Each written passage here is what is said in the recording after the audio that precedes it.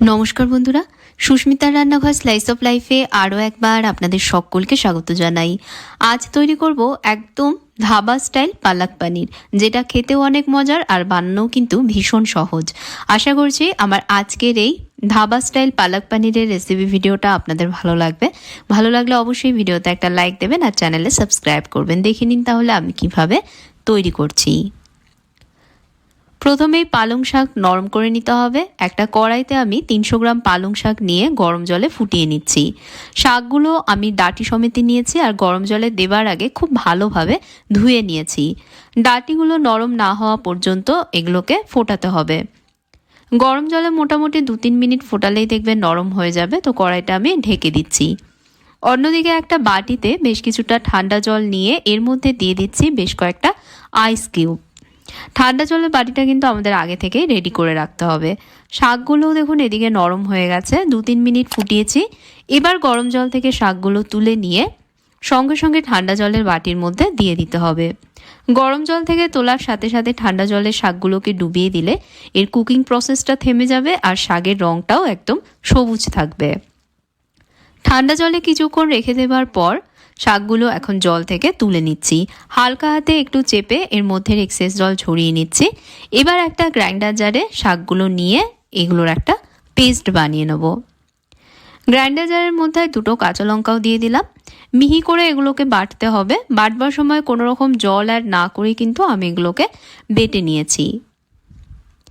এবার একটা ননস্টিক কড়াইতে 1 টেবিল স্পুন তেল গরম করে নিচ্ছি।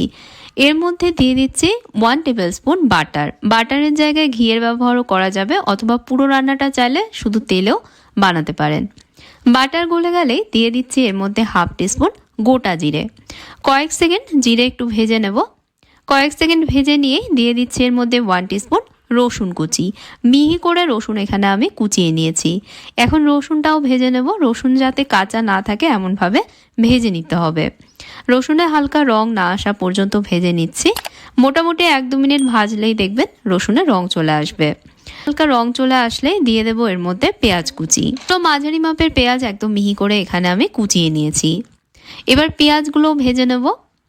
হালকা বাদামি রং না আসা পর্যন্ত ভাজতে হবে। পেঁয়াজে হালকা বাদামি রং চলে আসলে দিয়ে দেব এর মধ্যে 1 টিস্পুন আদা কুচি।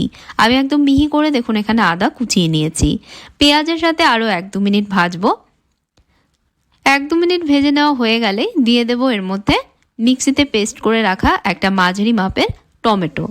টমেটো দেওয়ার পর এটাকেও ভাজতে হবে। টমেটোর কাঁচা গন্ধ না যাওয়া অবধি মোটামুটি 2-3 মিনিট ভেজে নিচ্ছি। 2-3 মিনিট ভেজেছি, টমেটোর কাঁচা গন্ধ চলে গেছে। এখন এর মধ্যে একে একে গুঁড়ো মশলাগুলো দিয়ে দেবো। 1/2 টিস্পুনের থেকে একটু কম পরিমাণের মধ্যে দিলাম হলুদ গুঁড়ো, 1/2 টিস্পুন দিলাম লঙ্কা গুঁড়ো, 1/2 টিস্পুন জিরে গুঁড়ো আর 1 টিস্পুন দিয়ে দিলাম ধনে গুঁড়ো। সামান্য একটু জল দিয়ে দেবো যাতে মশলাগুলো পুড়ে না যায়। এবার সব মিশিয়ে নিয়ে এই মশলাটাকে খুব ভালোভাবে কষাবো। তার আগে এর মধ্যে আমি দিয়ে দিচ্ছি স্বাদ মতো নুন। পরে আর নুন দেবো না, সেই বুঝে আমি নুনটা এখনই দিয়ে দিচ্ছি। খুব ভালোভাবে সব মিশিয়ে নিয়ে এখন মশলাটা কষাতে হবে। মশলায় কাঁচা গন্ধ থেকে গেলে খেতে কিন্তু ভালো লাগবে না, তাই খুব ভালোভাবে মশলাটা এখন কষাতে হবে যাতে মশলার কাঁচা গন্ধটা চলে যায়। কড়াইটা ঢেকে দিয়ে লো মিডিয়াম আঁচে কষিয়ে নিচ্ছি। মশলা থেকে তেল ছেড়ে দিয়েছে, খুব ভালোভাবে মশলাটা দেখুন আমি কষিয়েছি। এখন দিয়ে দেবো এর মধ্যে 1 টিস্পুন ভাজা কসুরি মেথি। হাতে একটু গুঁড়ো করে নিয়ে এর মধ্যে দিলাম, এতে ফ্লেভারটা অনেক ভালো আসে। এর সাথেই দিচ্ছি 1/4 টিস্পুন গরম মশলা গুঁড়ো। মশলার সাথে ভালোভাবে মিশিয়ে নিয়েই দিয়ে দেবো এর মধ্যে বানিয়ে রাখা সেই পালং শাকের পিউরিটা। জারটা পরিষ্কার করে ধুয়ে নিয়ে এর মধ্যে আমি দিয়ে দিচ্ছি 1/2 কাপ মতন জল। সব আবারও মিশিয়ে নিয়ে আরও একটু সময় এবার এটাকে কষাবো। আর বন্ধুরা মনে করিয়ে দিই, আমার আজকের ভিডিওটা ভালো লাগলে প্লিজ ভিডিওতে একটা লাইক দেবেন, শেয়ার এবং কমেন্টস করবেন। এরকম ইজি টেস্টি রেসিপি দেখতে অবশ্যই আমার চ্যানেলে সাবস্ক্রাইব করবেন। সাথে থাকা বেল আইকনে প্রেস করবেন যাতে নতুন রেসিপি চ্যানেলে আসলে মিস না হয়ে যায়। আর যদি ফেসবুক পেজে দেখেন পেজে ফলো করে নেবেন। 5-6 মিনিট এভাবে করে আমি কষিয়েছি। এখন দিয়ে দেবো এর মধ্যে পনিরের টুকরোগুলো। এখানে 400 গ্রাম পনির রয়েছে, ছোট করে পনিরের টুকরোগুলো আমি কেটেছি। কড়াইয়ের মধ্যে পনিরের টুকরোগুলো দিয়ে দিচ্ছি। পালাক পানিরে পনিরটা কাঁচা দিলেই কিন্তু খেতে বেশি ভালো লাগে, ধাবা বা রেস্টুরেন্টেও কিন্তু এভাবেই দেওয়া হয়। পনিরের টুকরোগুলো অনেক বেশি সফট থাকে এতে করে। তবে পনির যদি আপনারা একটু ভেজে নিয়ে রান্নায় দিতে চান সেটাও দেওয়া যাবে, তবে খুব বেশি সময় ধরে ভাজবেন না, তাহলে আবার শক্ত হয়ে যাবে। জাস্ট হালকা একটু ভেজে নিয়েও এর মধ্যে দিয়ে দিতে পারেন। পনিরের টুকরোগুলো এর সাথে মিশিয়ে নিয়েই দিয়ে দেবো এর মধ্যে হাফ কাপ ফ্রেশ ক্রিম। দুধের ওপর জমাসর একত্রিত করে নিয়ে আমি সেটাই এখানে ইউজ করছি। ফ্রেশ ক্রিম দেওয়ার পর সব একসাথে মিশিয়ে নিচ্ছি। এবার এটাকে আরও একটু সময় কষাবো, এর উপরে তেল ভেসে না ওঠা পর্যন্ত এটাকে কম আঁচে একটু সময় কষাতে হবে। প্রায় 3-4 মিনিট এভাবে আমি কষিয়েছি। এখন দেখুন গ্রেভির ওপর সুন্দর তেল ভেসে উঠেছে আর রঙটাও দেখুন কত সুন্দর এসেছে। এটাকে আরও টেস্টি আর ফ্লেভারফুল বানাবার জন্য এখন এর মধ্যে দেব একটা তড়কা রেডি করবার জন্য কড়াইটা সরিয়ে রেখে আরেকটা ছোট কড়াইতে নিয়ে নিচ্ছি 1 টেবিল স্পুন বাটার গলে আসলেই দিয়ে দিচ্ছি এর মধ্যে 1 টিস্পুন রসুন কুচি। এর সাথেই দিয়ে দিচ্ছি এর মধ্যে 2টো শুকনো লঙ্কা। রসুনে বাদামি রং না আসা অবধি এখন এটাকে ভাজতে হবে।